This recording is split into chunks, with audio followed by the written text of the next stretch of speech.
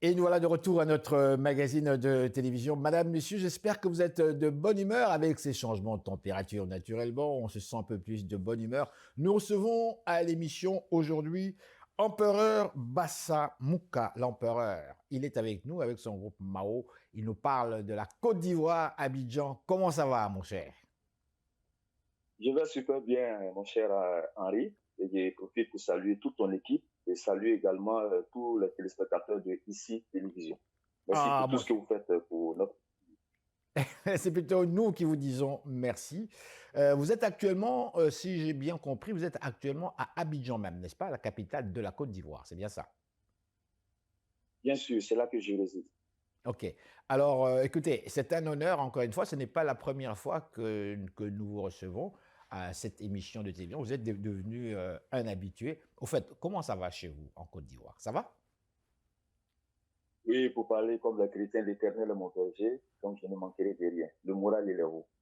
Le moral est là. Quand on parle de moral, c'est parce que ça ne va pas. Non, je dis le moral, il est haut. J'ai pas dit Ah que le oui. moral, il est bas.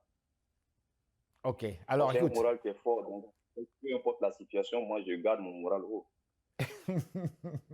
Et si vous nous décrivez un peu la situation là-bas, comment les choses se passent?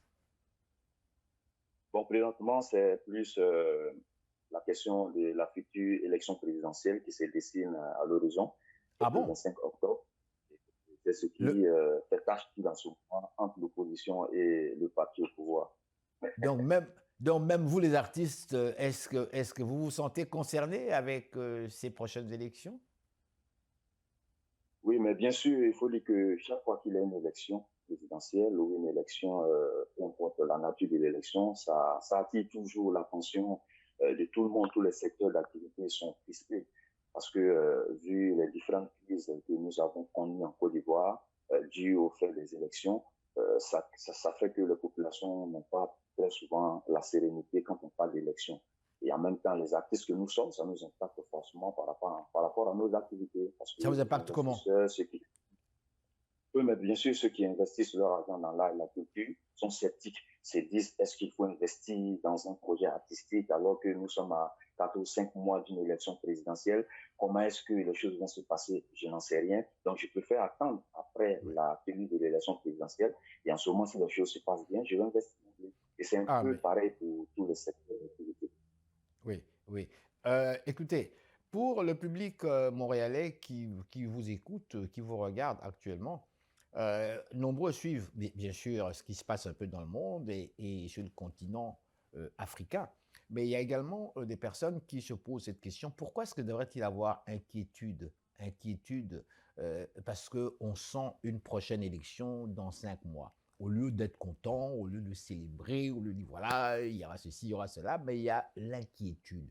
Pourquoi cette inquiétude des investisseurs et qui vous touche, vous, directement dans le domaine artistique? Non, mais bien sûr, parce que nous sommes une jeune démocratie. Et il faut comprendre qu'on a encore du chemin à faire. Mhm. L'acceptation du résultat des urnes est toujours problématique sur nos tropiques. Et les uns et les autres, les partisans de tout le camp, n'arrivent pas à comprendre que la politique, c'est après tout un jeu. Et quand on part à une élection, quel que soit le résultat, que le perdant ou le gagnant devrait accepter le résultat des urnes et attendre la prochaine élection pour pouvoir encore une fois se présenter et gagner, si possible, cette élection. Voilà. Vous êtes un Mais quand artiste on a une reggae? élection, Allez-y, allez-y, oui, je suis allez-y. artiste, chanteur reggae. Vous Oui, je êtes un suis artiste comédien d'abord de formation Mhm. et ensuite chanteur reggae. Chanteur reggae.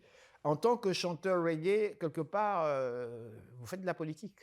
Dans les messages, si je me fie un petit peu, même au début même de la carrière de M. Bob Marley, on sentait, il y avait vraiment le côté politique. Et d'ailleurs, dans ses premières représentations, il était invité au sein des différentes universités. Si je me rappelle bien, sa première visite ici à Montréal, avant même de jouer au Forum, c'était à l'Université de Montréal. C'est les étudiants qui l'ont invité parce qu'il avait un contenu quelque part qui était politique.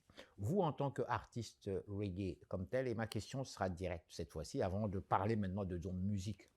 Avez-vous peur de la guerre en Côte d'Ivoire bientôt? Alors, je vais aller droit. Alassane Ouattara, l'actuel président, d'après ce qu'on entend, il ne veut pas partir quelque part, d'après ce que l'on a pu constater. Il y a d'autres candidats. Laurent Gbagbo qui a fait la CPI, qui a fait la Cour pénale internationale, qui a fait la prison, et qui, lui, se considère comme étant la personne, l'élu même, le nationaliste ivoirien. À côté de lui, on a un Thiam. On a un Thiam, le nouveau Thiam, fils d'ambassadeur, fils de ministre, un homme très instruit qui a été, n'est-ce pas, directeur général, je pense bien, d'une banque suisse, qui également se présente. Vous, dans tout ça, vous êtes un intellectuel quelque part, vous réfléchissez, vous êtes un chanteur reggae. Tout à l'heure, on va parler de musique. Quel est votre sentiment là-dedans? Sentez-vous réellement qu'il pourrait y avoir encore une crise? C'est-à-dire, ce qui s'est passé il y a de cela quelques années va se répéter, c'est-à-dire la guerre en Côte d'Ivoire? Non, moi, je suis optimiste. Je ne pense pas que les Ivoiriens veuillent retourner dans ce que nous avons connu il y a de cela 10 ans en arrière. Non.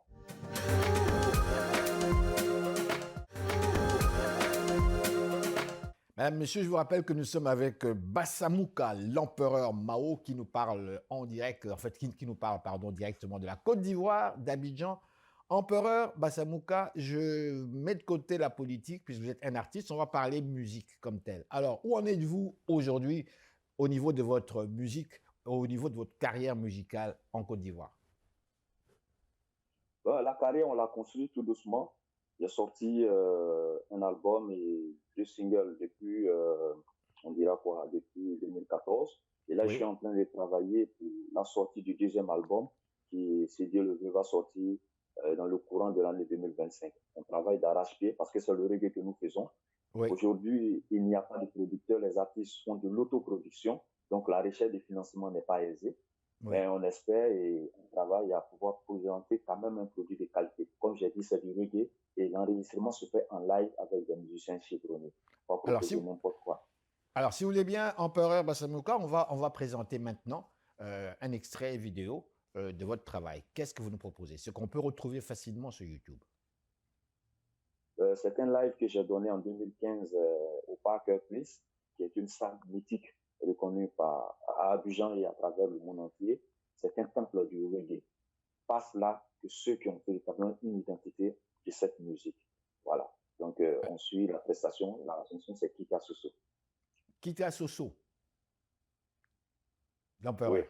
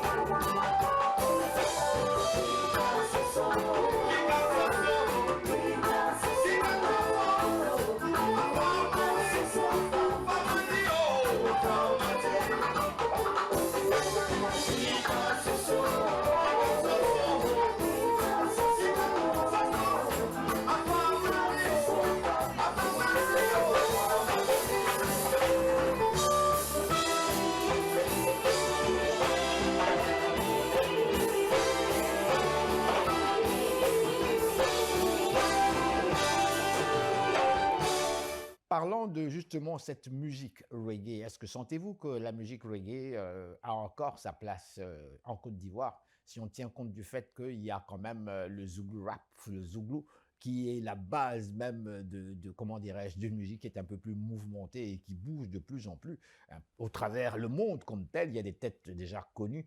Est-ce que pour vous, c'est un problème? Non, pas du tout. Pas du tout. Parce que jusqu'à preuve du contraire, les artistes qui font la pluie le bon temps, les Ivoiriens en tout cas à l'international, c'est Tikenja, c'est Alpha Blondy. Voilà, ils sont internationaux. La musique Tikenja Fakoly. Tikenja Fakoly qui a 90 à 120 concerts par an. Aucun artiste ivoirien en Afrique ne le fait. Voilà, donc la musique reggae, comme je dis, c'est une musique qui est universelle. Quand vous pratiquez la musique reggae, peu importe là où vous vous retrouvez sur le globe, vous avez un public au-dessus. Sans forcément comprendre le message que vous véhiculez, mais rien qu'avec les skins et les pompes, vous avez des adeptes qui sont prêts à vous écouter. C'est ça la force de la musique reggae.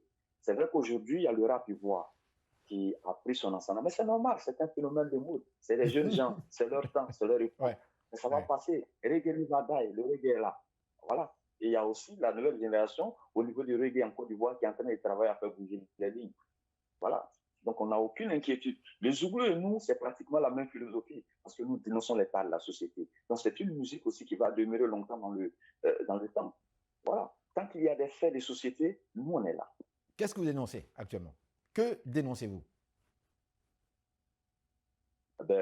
La vie chère que nous dénonçons, l'incivisme chronique que nous dénonçons, le déficit de démocratie, la mauvaise gouvernance, c'est des questions que nous dénonçons au quotidien. Voilà. Il y en a comme ça des questions en un point fini. Moi, à travers mon dernier single, j'ai fait ce qu'on appelle Tchatcho. Tchatcho, c'est la dépigmentation volontaire. Voilà. Donc, dans Tchatcho, j'interpelle les jeunes gens à ne pas se dépigmenter. Parce que se dépigmenter, c'est s'auto-détruire, vu les risques que cela connaît. Voilà. Parce que c'est s'exposer à des maladies telles que l'insuffisance rénale, le cancer de la peau, mais beaucoup ne le savent pas. Donc, en tant que faiseur de reggae, en tant qu'artiste, j'ai sorti une chanson pour interpeller les jeunes Africains, et surtout les mineurs, parce que de plus en plus les mineurs s'y adonnent, à ne pas pratiquer la dépigmentation volontaire. Parce que c'est dangereux, ça tue, c'est de l'autodestruction. Donc, vous voyez qu'on ne parle pas que de politique, mais les questions de santé publique aussi nous interpellent et on fait des chansons pour ça. Alors, on va passer tout de suite là à un autre extrait vidéo. Question de vraiment détendre nos téléspectateurs et téléspectatrices. Qu'est-ce que vous nous présentez? Là, je vous présente une chanson que j'ai intitulée Les pas de l'ONU. Ça a figuré sur le premier album que j'ai sorti, La Boussole. Là, j'interpelle l'ONU à être plus réactif lorsqu'il y a des conflits. Le titre ici, le fameux titre ici, c'est l'état de l'ONU, c'est bien ça? Non, l'état de l'ONU. L'état de l'ONU, merci. Ok, d'accord. Parce que je dis que l'ONU est incapable de sauver des vies humaines. Aujourd'hui, le conflit entre la Palestine et l'Israël, l'ONU n'arrive pas à adopter une position claire, n'arrive pas à faire arrêter les choses. En Ukraine, c'est pareil. Au Congo, à Goma, vous voyez ce qui se passe. Au Soudan. Donc, en ce moment, à quoi sert d'appartenir à une association si, en cas de difficulté, en cas de crise, cette association ne peut pas m'aider à freiner l'hémorragie? Donc, vous considérez que... Le général de Gaulle, en son temps, général de Gaulle, en son temps, avait dénoncé l'ONU, avait taxé le manchin. Je lui donne raison. Il y a un problème il y a un dysfonctionnement au sein de l'ONU. Et ça, il faut que l'ONU corrige cela. Pour sauver des vies humaines, c'est important. Parce que souvent, la population ont foi en elle. C'est-à-dire que quand l'ONU est là, c'est la sécurité garantie. Mais après, on se rend compte que non, sous les yeux même de l'ONU, des exactions sont commises. Et on se dit non, qu'on attend une résolution quelconque pour pouvoir réagir. Mais ce n'est pas bon. Ça ne sert à rien. Donc moi, j'ai dénoncé cela dans l'état de l'ONU.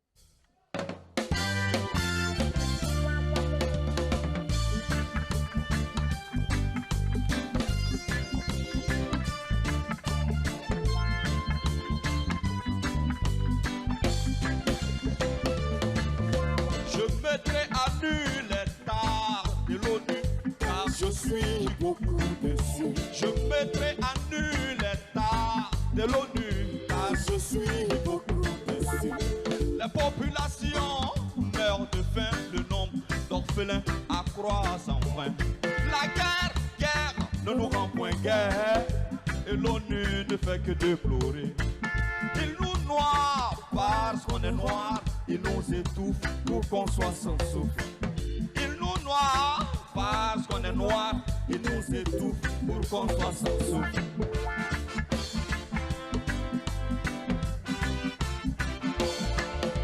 Je mettrai à nu l'état de l'ONU, car je suis beaucoup déçu. Je mettrai à nu l'état de l'ONU, car je suis beaucoup déçu.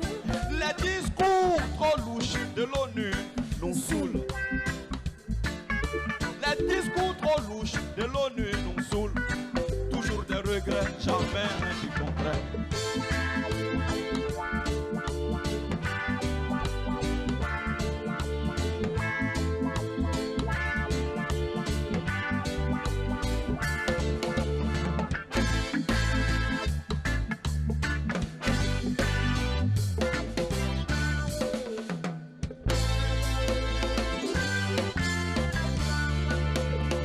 Des exactions à répétition au jour le jour. Sous vos yeux pour nous dire après que vos mandats vous empêchent d'agir. Des violations des droits de l'homme au jour le jour. Sous vos yeux pour nous dire après que vos mandats vous empêchent d'agir. Que vaut donc l'ONU si incapable de sauver des vies humaines? Je mettrai à nu l'état de l'ONU, car je suis beaucoup déçu. Je mettrai à nu l'état de l'ONU, car je suis beaucoup déçu. Les médecins, après la mort, Côte d'Ivoire n'en veut plus. Rwanda n'en veut plus. Somalie n'en veut plus. Le Libéria n'en veut plus. Ni le Darfour au Soudan.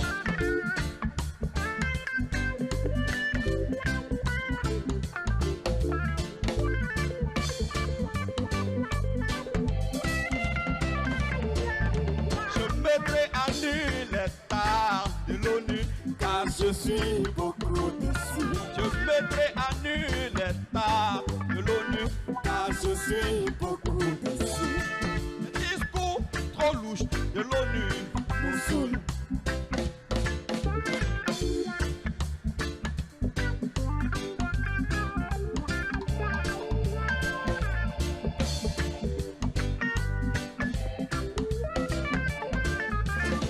Les populations meurent de faim, le nombre d'orphelins accroît sans fin.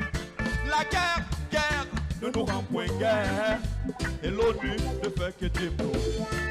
Il nous noie parce qu'on est noir, il nous étouffe pour qu'on soit sans souffle. Il nous noie parce qu'on est noir, il nous étouffe pour qu'on soit sans souffle. ONU, Organisation des Nations Unies. ONU, Organisation des Nations Unies. Yes. Empereur, savez-vous qu'il y a des diplomates qui vous répondront et quand on regarde la structure même du système, comment dirais-je, des Nations Unies, au travers le secrétariat général comme tel, ainsi que les agences spécialisées qui entourent, n'est-ce pas, le système même des Nations Unies, tel que l'OACI à Montréal ici, tel que carrément l'UNESCO, tel que le bureau, le fameux BIT, tel que l'ACNUZ. Il y a plusieurs organisations spécialisées. Mais la question que moi j'ai posée ici, c'était comment se fait-il que les pays africains, quand on est membre d'une organisation internationale, on doit payer sa quote-part.